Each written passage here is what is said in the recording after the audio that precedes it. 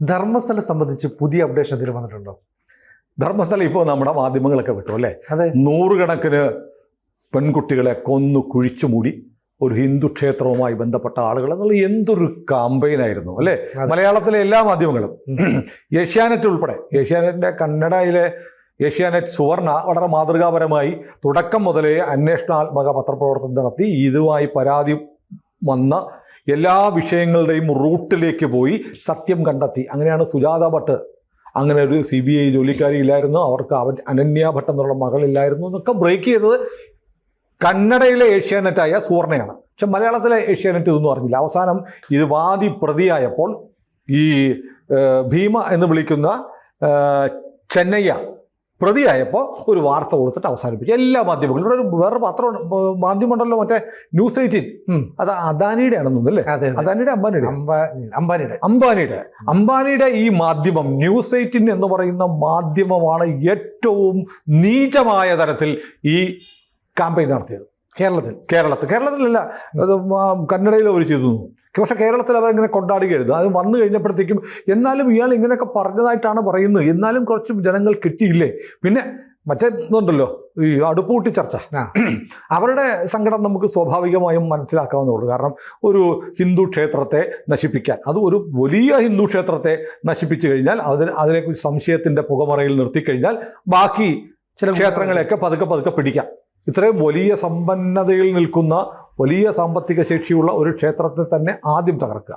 എന്നിട്ട് നമ്മുടെ കമൻറ്റിനൊക്കെ താഴെ വന്നിട്ട് ഈ മുസ്ലിം മത നാമധാരികളായ ആളുകൾ എന്ന് പറയുന്നത്, എന്നാൽ നിന്റെ സഹോദരിയൊക്കെ ഒന്ന് വിട്, അമ്പലത്തിലേക്കൊന്ന് വിട്.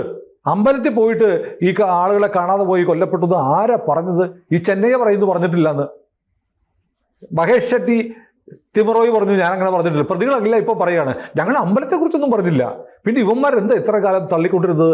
ഈ മനാഫ് ഇപ്പോൾ അവിടെ പോയി, മനാഫും പറയുന്നത് ഞാൻ തെറ്റിദ്ധരിച്ചു പോയതാണത്. ഇപ്പം എന്ത് അടിസ്ഥാനം കിട്ടിയിട്ടാണ് ഒരു ഹിന്ദു ക്ഷേത്രത്തെ അപകീർത്തിപ്പെടുത്താൻ ഇവരിങ്ങനെ തുനിഞ്ഞിറങ്ങിയത്? ഇവിടുത്തെ മാധ്യമങ്ങൾ സത്യത്തിൽ ക്ഷേത്രത്തിൻ്റെ ഉത്തരവാദപ്പെട്ട ആളുകൾ കേരളത്തിലെ ഉൾപ്പെടെയുള്ള മുഴുവൻ മാധ്യമങ്ങൾക്കെതിരെ നടപടിയെടുക്കുകയാണ് വേണ്ടത്, കേസ് കൊടുക്കുകയാണ് വേണ്ടത്. ഒരു മലേഷ്യസ് ആയിട്ടുള്ള ക്യാമ്പയിൻ നിരന്തരം നടത്തി ഹിന്ദുമത വിശ്വാസത്തെയും ഒരു ക്ഷേത്രത്തെയും തകർക്കാനുള്ള ആസൂത്രിത ഗൂഢശ്രമത്തിൻ്റെ ഭാഗമാണ്. നമ്മുടെ ഇവിടെ ഒരുപാട് ആരാധനാലയങ്ങളുണ്ട്. 977 ജഡങ്ങൾ കുഴിച്ചിട്ടു എന്ന് റെക്കോർഡുണ്ട് മുരിങ്ങൂർ ഡിവൈൻ പോട്ടാക് സെൻറ്ററിൽ. അത് കണ്ടെത്തിയത് വിൻസൻ എം പോൾ എന്ന് പറയുന്ന DIG നടത്തിയ, പിന്നീട് സ്റ്റേറ്റ് പോലീസിൻ്റെ തലവനായ DGP റാങ്കിൽ വിരമിച്ച വിൻസൻ എം പോൾ എന്ന് പറയുന്ന സത്യക്രിസ്ത്യാനിയാണ്. രേഖയുണ്ട്, ചുമ്മാതൊന്നുമല്ല. അന്വേഷണ റിപ്പോർട്ടുണ്ട്. ആ ധ്യാന കേന്ദ്രത്തിൻ്റെ രജിസ്റ്ററിലുണ്ട് 974 പേര് മരിച്ചു എന്നുള്ളത്. കാരണം അറിയില്ല, അതേക്കുറിച്ച് അന്വേഷണം നടന്നത്. അതൊന്നും ഇവിടെ വാർത്തയോ വിവാദമോ ആയിരുന്നില്ല. ഒരു ക്ഷേത്രത്തിനെതിരെയാണ്. ഇപ്പോൾ എന്താ അവിടെ നടക്കുന്ന കാര്യങ്ങൾ? ഏറ്റവും പുതിയ വിവരം, ഒന്ന്, ഈ മാസ്ക് മാൻ, മുഖംമൂടി മനുഷ്യൻ ചെന്നയ്യ ഈ കേസിൽ പ്രതി ചേർക്കപ്പെട്ടു. പത്രങ്ങളിൽ കണ്ടായിരുന്നോ? വാർത്ത വന്നായിരുന്നോ? രണ്ടാമത്, ജയന്ത് ടി എന്ന് പറഞ്ഞൊരു മലയാളി, ആ ബെൽത്തങ്കാടി മേഖലയിലൊക്കെ കുടിയേറി പാർത്ത, കാസർഗോഡ് നിന്നൊക്കെ കുടിയേറി പാർത്ത ഒരുപാട് മലയാളി, ഹിന്ദുക്കളുണ്ട്, ക്രിസ്ത്യാനികളുണ്ട്, മുസ്ലിങ്ങളുണ്ട്, ഒക്കെ ഉണ്ട്. പിന്നെ ഇവിടുന്ന് കുടിയേറി പാർത്ത ഒരു വിഭാഗത്തിലെ ആളുകൾ വലിയ ഇവാഞ്ചലിസ്റ്റുകളുണ്ട്. ഇവരെല്ലാം കൂടെ ചേർന്ന് ഉണ്ടാക്കിയ ഒരു ഗൂഢാലോചനയാണ് ഇത് എന്ന് നമുക്ക് വ്യക്തമായി, നമുക്കല്ല ലോകത്തിന് വ്യക്തമായി. ഈ ജയന്ത് ടി എന്ന് പറഞ്ഞ മലയാളി, ഇയാളാണ് നമ്മുടെ നാട്ടിലെ മാധ്യമങ്ങൾ അവിടെ ഓട്ടിപ്പാഞ്ഞു ഒരു ഹിന്ദു ക്ഷേത്രത്തെ ആക്ഷേപിക്കാൻ ഒരു അവസരം കിട്ടിയപ്പോൾ ഇവിടുന്ന് കുടുക്കിയെടുത്ത് അങ്ങോട്ട് ചെന്ന മാധ്യമങ്ങൾക്ക്, ഞാൻ മലയാളിയാണ്, എനിക്കറിയാം ഇവിടെ നടക്കുന്ന കാര്യങ്ങൾ, എത്ര വർഷമായിട്ട് ഇവിടെ സാധിക്കുന്നു, എന്നും മൃതദേഹങ്ങളാണ്, അവിടെ ജഡം കാണും, ഉടനെ ക്ഷേത്രത്തിൻ്റെ ഇൻഫർമേഷൻ സെൻ്ററിൽ നിന്ന് വിളിച്ചു പറയും, ഉടനെ ആ പെൺകുട്ടിയുടെ ജഡം എടുത്തുകൊണ്ട് പോയി കുഴിച്ചിടും, ഇതൊക്കെ എനിക്ക് നേരിട്ടറിയാം എന്നൊക്കെ പറഞ്ഞ ജയന്ത് ടി. ഇയാൾ കന്നഡ മാധ്യമങ്ങളോട് പറയുന്നത് അയാൾ കന്നഡികയെന്നാണ് പറയുന്നത്.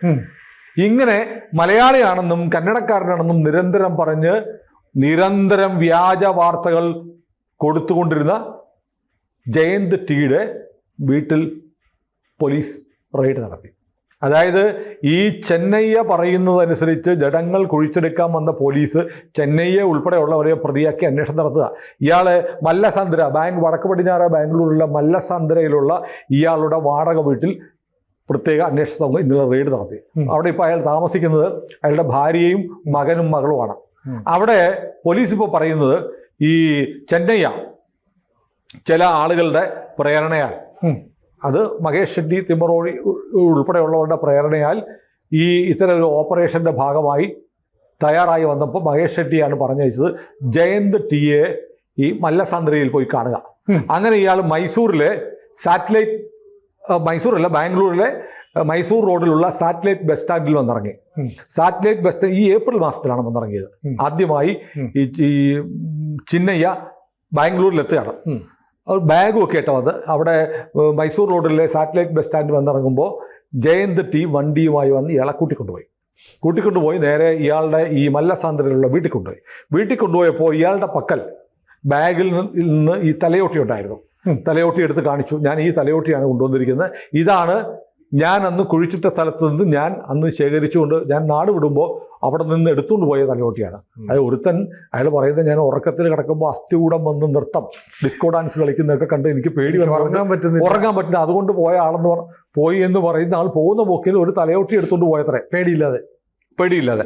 ആ തലയോട്ടിയാണെന്ന് പറഞ്ഞ് ജയന്ത് ടിയെ കാണിച്ചു. ജയന്ത് ടി അതിൻ്റെ ഫോട്ടോയൊക്കെ എടുത്തു.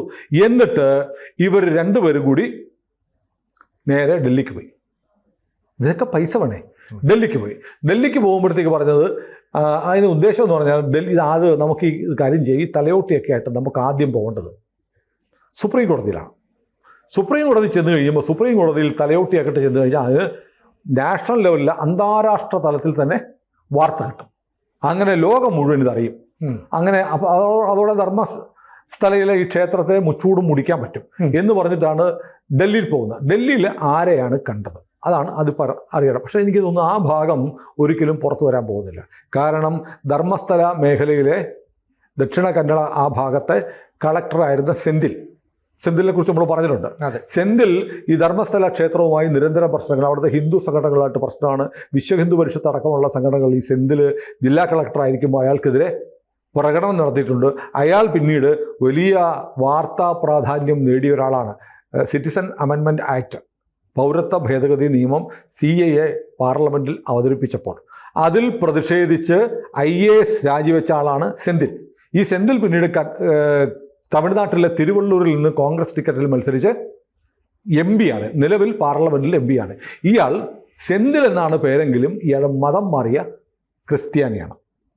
അപ്പോൾ ഡൽഹിയിൽ നമ്മളെ ഒരാൾ സഹായിക്കും എന്ന് പറഞ്ഞ് പോയത് സ്വാഭാവികമായും ഈ സെന്തിലിൻ്റെ സഹായം തേടിയാണ് ഈ മഹേഷ് ഷെട്ടി തിമ്മറോണിയും ജയന്ത് ടിയും ചെന്നൈയൊക്കെ ആയിട്ട് ഡൽഹിയിൽ പോകുന്നത്. പക്ഷേ എന്തോ കാരണം കൊണ്ട് സുപ്രീം കോടതിയിൽ ഈ അസ്ഥികൂടമായിട്ട് പോകുന്ന, തലയോട്ടിയുമായി പോകുന്ന പരിപാടി നടന്നില്ല.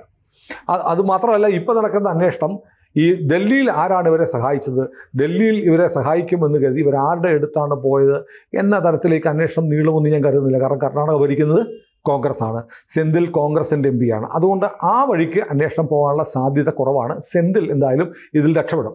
ഏതായാലും അതിനുശേഷമാണ് ഈ കാര്യങ്ങളൊക്കെ വാർത്തയായിട്ട് വരുന്നത്. ഈ തലയോട്ടിയുമായിട്ട് പിന്നീട് ഒരു ബാംഗ്ലൂരിലെ പ്രമുഖ അഭിഭാഷകൻ്റെ അടുത്ത് പോകുന്നു. അയാൾ ഒരു കോടതി കൊടുക്കാനുള്ള കത്തെഴുതി കൊടുക്കുന്നു. പിന്നീട് ഇയാൾ കോടതി മുമ്പാകെ ബെൽത്തങ്കാടി മജിസ്ട്രേറ്റിൻ്റെ മുന്നിൽ ഹാജരായിട്ട് 164 സ്റ്റേറ്റ്മെൻറ്റ് കൊടുക്കുന്നു അയാളുടെ. ഇപ്പോൾ ഈ 164 സ്റ്റേറ്റ്മെൻറ്റിൻ്റെ അടിസ്ഥാനത്തിൽ അയാൾ കൊടുക്കാൻ പോകുന്നത്. 164 സ്റ്റേറ്റ്മെൻറ്റ് എന്ന് പറഞ്ഞാൽ അത് ഈ പോലീസിന് മുമ്പാകെ കൊടുക്കുന്ന CRPC 165 പ്രകാരമുള്ള മൊഴിയാണ്. ഈ മൊഴി പിന്നീട് മാറ്റാം. പക്ഷെ മജിസ്ട്രേറ്റിന് മുമ്പാകെ കൊടുക്കുന്ന 164 CRPC വകുപ്പ് പ്രകാരമുള്ള മൊഴി മാറ്റാൻ പറ്റത്തില്ല. അതുകൊണ്ടാണ് അതിനൊരു വാല്യൂ ഉണ്ട്, മജിസ്ട്രേറ്റ് രേഖപ്പെടുത്തുന്നതായതുകൊണ്ട്. അത് കള്ളത്തരമാണെന്ന് ഇപ്പോൾ ചെന്നൈയ പറയുകയാണ്. അപ്പോൾ സ്വാഭാവികമായും ഈ ഗൂഢാലോചന കേസ് മാത്രമല്ല, കോടതി മുമ്പാകെ വ്യാജ മൊഴി കൊടുത്തതിനും ചെന്നൈ ഇപ്പോൾ പ്രതിയാവും. അതിനുശേഷം ഇപ്പം ജയന്ത് ഇപ്പോൾ പറയുന്നത് എന്തറിയോ, ജയന്തിനെ പോലീസ് ചോദ്യം ചെയ്തപ്പോൾ ജയന്ത് പറയുന്നത്, അയ്യോ ഞാൻ ഇയാൾ വന്നിറങ്ങിയപ്പോൾ ഞാൻ സഹായിച്ചതേ ഉള്ളൂ, എനിക്ക് ഗൂഢാലോചനയിലൊന്നും പങ്കില്ല, ഇങ്ങനെയൊക്കെ സംഭവിക്കുമെന്ന് ഞാൻ കരുതിയില്ല എന്നൊക്കെയാണ് ഇപ്പോൾ പ്രത്യേക അന്വേഷണ സംഘത്തിന് മൊഴി കൊടുത്തിരിക്കുന്നത്.